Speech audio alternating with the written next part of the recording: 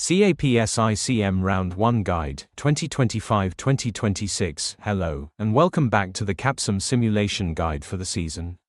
In this video, I'll walk you through the top 10 winning tips for Round 1 of the Capsim Capstone exam. By following these strategies step by step, you'll have the tools to score top results, between 900 to 995 out of 1000. Let's get started with the foundation, production and product strategy. Start with the Industry Conditions Report, ICR. Before you make any decisions, open the Industry Conditions Report.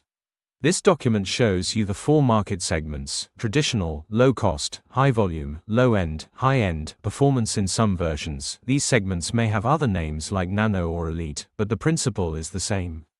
Tip number 1. Carefully identify which of your products belongs to each segment. Use the report and simulation interface to check the segment positioning.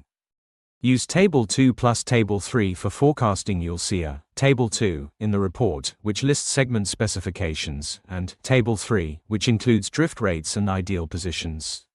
Do not copy numbers directly from Table 2. These are general specs, not exact market needs. Instead, use Table 3's drift data to calculate the ideal spot for each product in Round 1.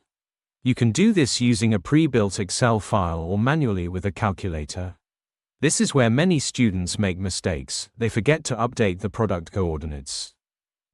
Update R&D based on forecasted demand. Now go to the R&D, Research and Development section.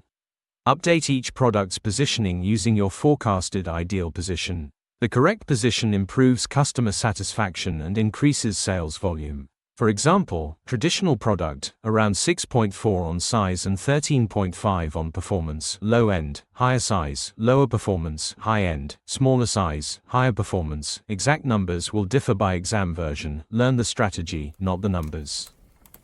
Set up production, capacity plus automation. After updating your products, move to the production module. Here's what you need to do: adjust production capacity based on your sales forecast. If launching a new product, make sure to buy enough capacity to meet demand. Set automation levels as follows: low end, 6.00 traditional, approximately 5.00 high end and performance, lower automation, 4.0, to allow for flexible repositioning in future rounds. Be careful, don't overspend on capacity or automation in Round 1. Set marketing, price, promotion and sales budget. Now we move to marketing decisions. Let's start with pricing. Use the ICR to find the expected price range for each segment. Then set prices as follows: traditional, around $22, low end, around $30, high end, around $38, performance, elite, around $42. Adjust for your version. This is the general logic. For promotion and sales, invest $2,000 for traditional and low end, $1,500 to $2,000 for high end and performance. You can use the same $2,000 across all if you want simplicity, but balance your budget carefully. Forecast sales volume accurately. Now let's move to sales forecasting, one of the most critical tasks. Use this formula: unit sales forecast equals last year's sales * segment growth rate plus adjustment, inventory or new launch. Look at last year's unit demand and inventory report. Multiply by the expected segment growth, provided in the ICR. Adjust if you're adding new products or making major changes. Be realistic. Overproduction causes excess inventory and storage costs. Underproduction loses market share. HR decisions. Train your workforce. Move to the HR module next. For Round 1, set recruiting spend, $5,000, set training hours, 80. This maximizes productivity and reduces labor cost over time. It's a high investment in Round 1 but pays off in later rounds.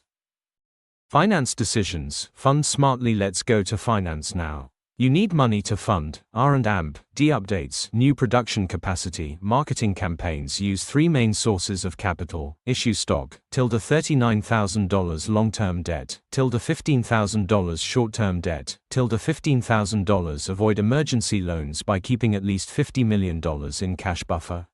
This protects your credit score and future borrowing rates.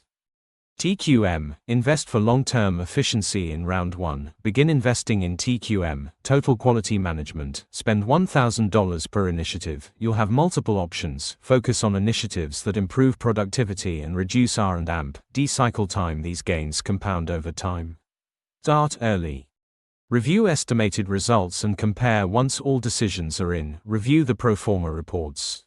Check net profit, check contribution margin, aim 35 to 40% in round 1, 50% plus by round 4. Review stock price and earnings per share, EPS. You'll see how your round 1 decisions affect cash flow, sales, and market share.